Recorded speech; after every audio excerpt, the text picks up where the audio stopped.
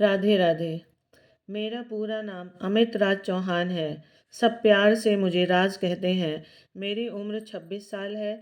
आज सुबह मैंने चाय का एक घूंट भरते ही कप बड़ी जोर से जमीन पर पटक दिया। मेरी पत्नी कामनी सामने खड़ी पूरी तरह से घबरा गई थी। मैंने कहा कि जाहिल औरत, चाय तक बनानी नहीं आती, इतनी चीनी डालते हैं चाय में। मेरी किस्मत ही खराब थी जो मुझे अनपढ़ अंगूठा छाप पत्नी मिल गई। मेरी शादी को 2 साल बीत गया था। वो मेरी माँ की दूर के रिश्तेदार की बेटी थी। दूसरे शहर में उसे ब्याह कर लेकर आए थे। मैं उससे शादी करना ही नहीं चाहता था, लेकिन मेरी माँ की जिद थी। शक्ल सूरत की अच्छी थी, लेकिन मुझे हमेशा पढ़ी लिखी लड़कियां ही भाती थी जो मेरे साथ मेरे माहौल में एडजस्ट हो सके। मैं एक बहुत शानदार कंपनी में जॉब करता था। मेरा उठना बैठना भी ऐसे ही लोगों में था। जब किसी पार्टी में जाता तो अपने ऑफिस की सहकर्मियों की पत्नियों को देखकर मेरी भी ख्वाहिश होती थी कि मेरी पत्नी भी ऐसी हो। लेकिन मेरी माँ ने तो मेरे पल्ले एक जाहिल औरत को बांध दिया था। मुझे समझ नहीं आता था कि आखिर माँ ने मेरे बारे में सोचा क्यों नहीं। मैं तो उसे अपने ऑफिस की किसी पार्टीज में लेकर भी नहीं जाता था। कैसे लेकर जाता? उसे तो इंग्लिश का कोई वर्ड भी बोलना नहीं आता था।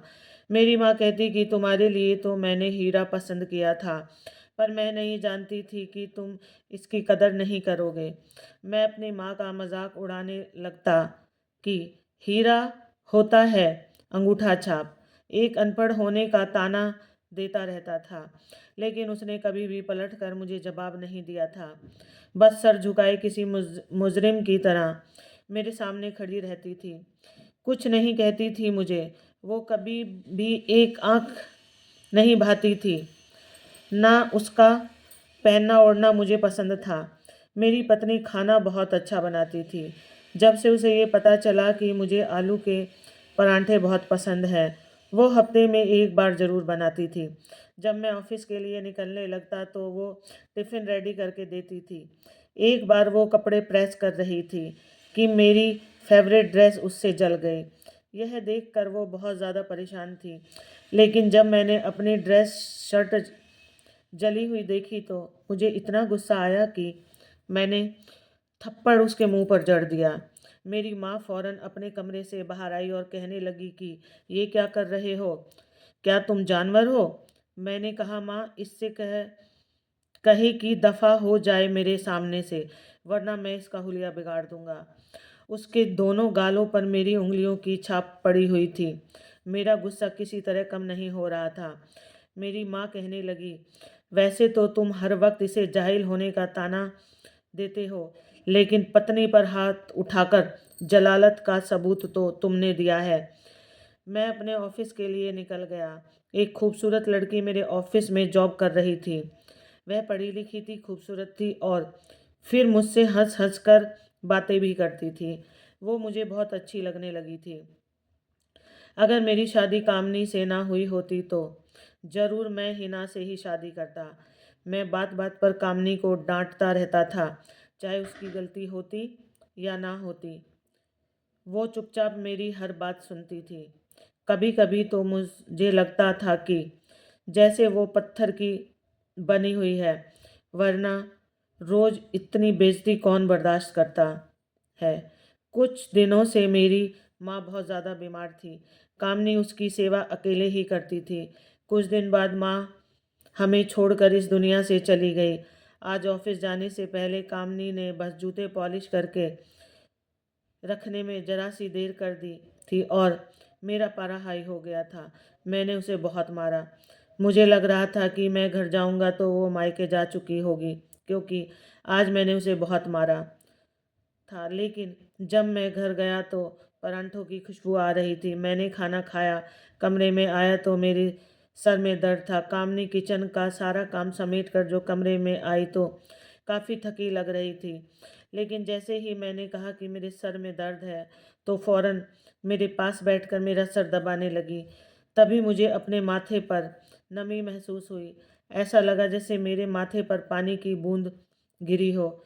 जैसे ही मैंने आंखें खोलकर देखा तो वो रो रही थी। उसके आंसू टिप टिप मेरे माथे पर गिर रहे थे। मैं अगले पल उठ बैठा, अपने रुमाल से उसके आंसू साफ किए। इससे पहले मैं कुछ कहता, अगले पल वो मेरा कंधा थाम कर रोने लगी थी। वह फूट फूट कर रो रही थी, लेकिन फिर भी उसने अपनी आवाज़ कमरे से बाहर जाने नहीं दी थी।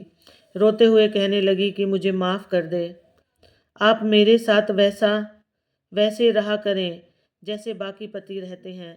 वो रो रही थी और मैं कितनी देर बिल्कुल चुपचाप उसे रोता देखता रहा। फिर उसके सिर पर थपकी देते हुए कहा, अरे पागल, मैं तो रोज ही तुम्हें डांट देता हूँ। कई बार काम की थकावट इतनी होती है कि कुछ समझ नहीं आता, तो तुम्हें डांट देता हूँ। तुम पर गुस्सा निकाल जाता है, लेकिन आइंदा मैं कोशिश करूँगा कि तुम्हें ना डांटूं। इस बार जरा नरम लहजे में उससे बात कर रहा था, क्योंकि वो बहुत रो रही थी और उस वक्त मेरे पास इन शब्दों के अलावा उसके लिए कुछ भी नहीं था। मैं बेड पर टेक लगाए आंखें बंद किए बैठा था, तो वो भी मेरे साथ ही मेरा कंधा पकड़कर बैठ गई।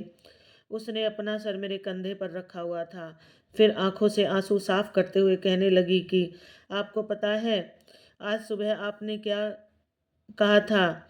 मैं वही सोच सोच कर सारा दिन रोती रही। मैं सोचने लगा कि मैंने तो गुस्से में उसे बहुत कुछ कह दिया था। जो कुछ मुंह में आता था बस बड़बड़ाता चला जाता था।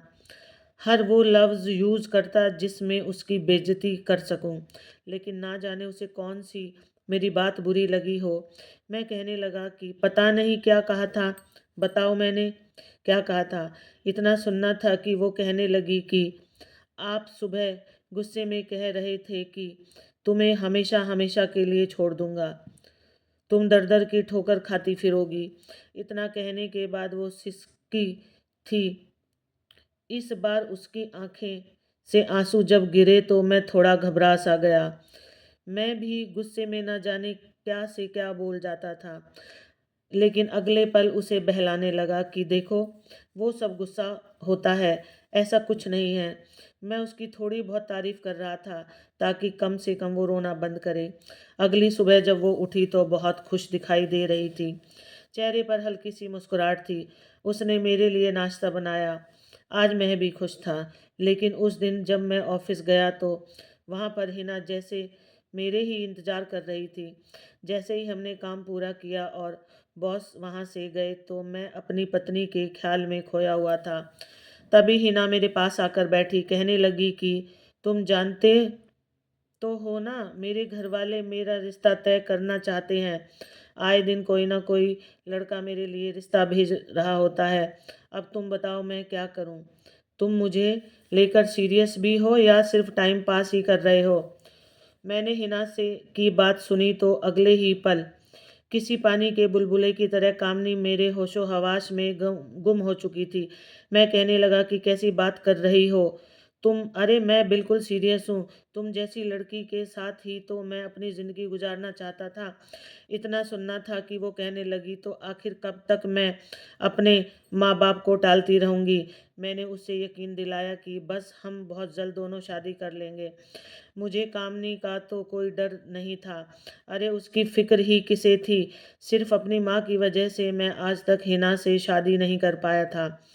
जब मैंने हिना को इस बारे में बताया कि मेरी माँ का निधन हो चुका है, तो बजाय अफसोस करने के मुझसे कहने लगी कि अच्छा, समझो हमारे बीच का एक कांटा तो भगवान को प्यारा हो गया।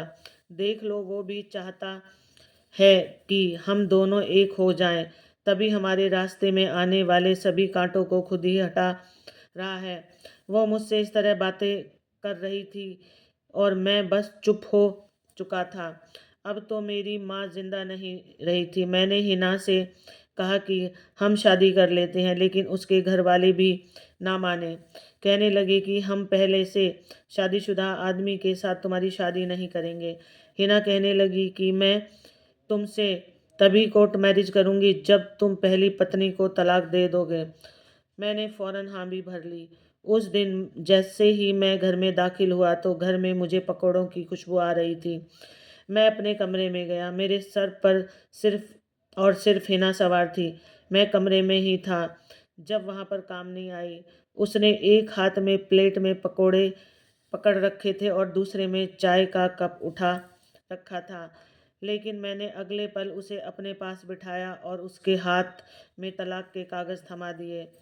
फिर उसने बोला, सिर्फ़ और सिर्फ़ माँ की वजह से मैंने ये रिश्ता बनाया था, लेकिन अब मेरी माँ मर चुकी है। अब मेरा और तुम्हारा गुजारा होना मुश्किल है। देखो, अगर मैंने तुम्हारा दिल दुखाया हो तो, या तुम्हें परेशान किया हो तो मुझे माफ़ कर देना।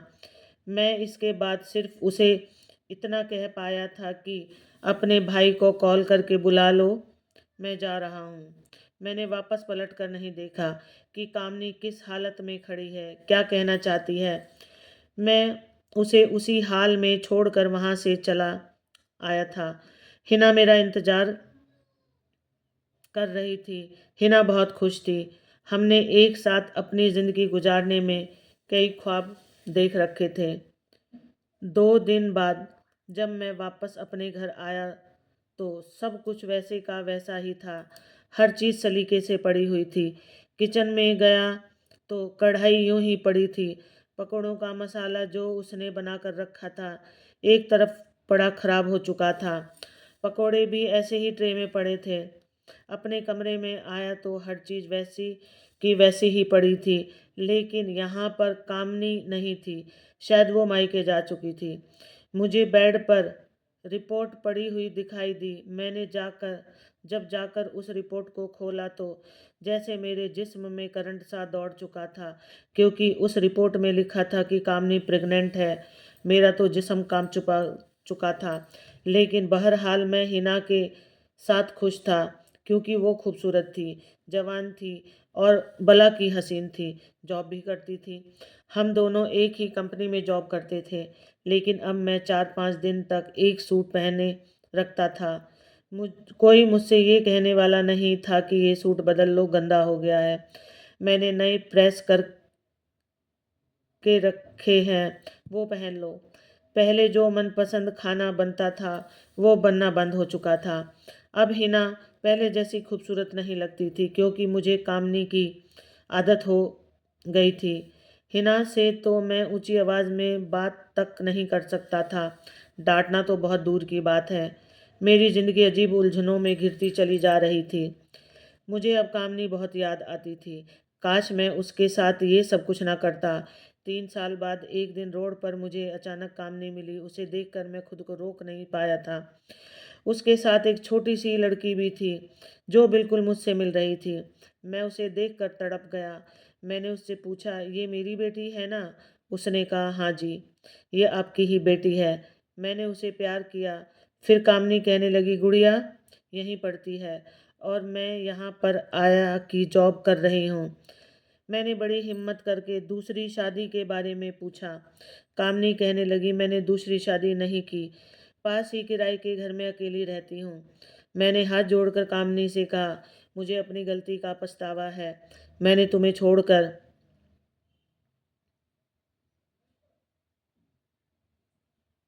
बहुत बड़ी गलती कर दी। हो सके तो मुझे माफ़ कर दो और मेरे साथ चलो प्लीज़। कामनी बोली, अब बहुत देर हो चुकी है। ये हमारी पहली और आखिरी मुलाकात है। इतना कहकर वो हमेशा के लिए मुझे छोड़कर चली गई। मेरी बेटी को लेकर चली गई। मैं अपना सा मुँह लिए खड़ा रह गया। शायद मेरी यही सज़ा